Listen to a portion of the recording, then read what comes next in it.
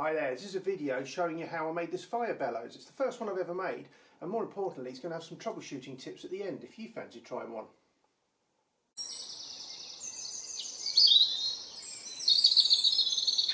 I first saw a how-to to make a bellows in Bushcraft and Survival Skills magazines a few years ago, and I decided to actually get on and make my own. And there are plenty of articles out there and YouTube videos and what have you, but they're all very good at telling you how to make it, but not any of the pitfalls that you might have. Now this one was made out of recycled stuff, so it wasn't much of a cost to me, but I thought I'd just get down some of the bits that I found that'd be useful to know when I make another one, and also for your good self if you fancy making one too.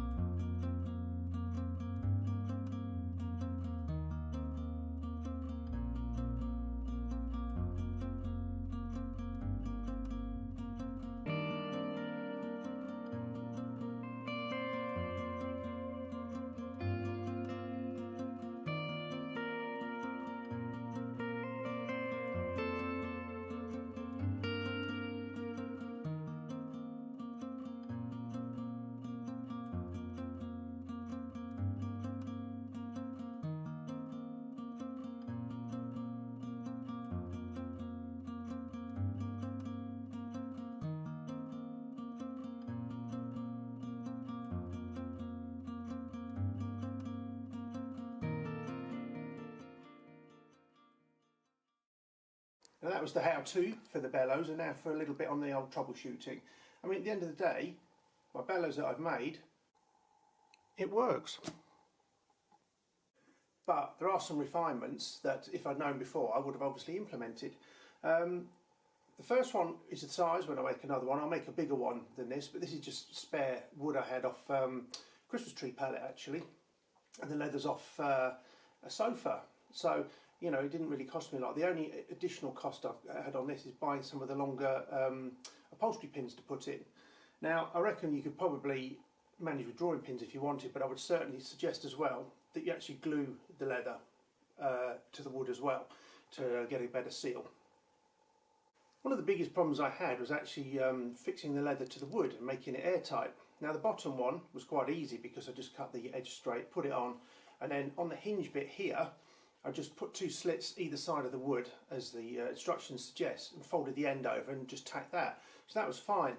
But when it came to doing the top bit, I wish what I'd done is actually cut the actual shape out first, rather than just leaving it higher than I just needed, tacking it in and then doing it, because I cut the flap beforehand when I did the top bit. And the seals is still alright on there, but it's still not quite as good as it could be. So that's what I would do there. But to alleviate that totally, I think what I'll do next time is, instead of having the handles as an integral part, I'll cut it off round there and have the handles stuck on top. Now the reason for that is it will then leave you a gap when you're pumping, because obviously your fingers get caught otherwise, but also, I mean, you don't have to do this faffy kind of joint thing here, you can just go straight round, which I think would be to my advantage anyway. And then obviously where it was fixed to there, the hole, you probably just have to do two either side. Now just on the hole, that's about a size 10 drill bit in there. It still works, but I mean obviously you could probably do a larger one, because I don't think going larger than you think you need will actually cause any problems, because all it is a one-way valve. Just a little bit about the end as well. What I did a nice slopey ergonomic shape here, and the top here slopes in slightly. Now once you've made the cut there for the hingey bit, it then means that when you put the leather around to make the seal, that you haven't got a square edge to put it on. Now there's probably a way you can cut it that it would fit, which I don't know myself. But what I would do next time is make this end absolutely straight, including the first part of the second hinge here, the bigger bit, because then it can go straight round and be a tighter seal on there. What I would also do as well, when I'm putting this end together, I'd get some of these upholstery pins, push them in and take the heads off and use them as like a two-way nail, if you like, because obviously when I hammered these last ones in, it sort of broke the seal a little bit and I had to force some glue down to get it to be sort of airtight. With the hole, as you would have seen in the how-to bit, there's a valve inside that's nailed in on one side that as you blow air in and out, moves.